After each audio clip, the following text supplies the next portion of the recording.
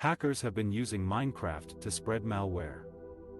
They compromised several developer accounts on CurseForge and Bucket, modding communities where Minecraft fans meet to build and share various mods and plugins for the popular sandbox game. The mods and plugins found on those accounts were then infected with info-stealing malware. Given that they were subsequently added to different mod packs, their downloads are being counted in the millions. The malware is capable of hijacking cryptocurrency transactions, stealing Discord authentication tokens, as well as cookies and login data saved in browsers. It has a unique feature that targets modders and developers exclusively. In the later stages of infection, the malware will go for Windows Sandbox instances, which the mods usually use for testing.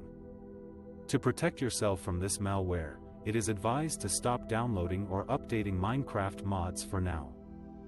Make sure to keep your antivirus software up to date and run regular scans on your system.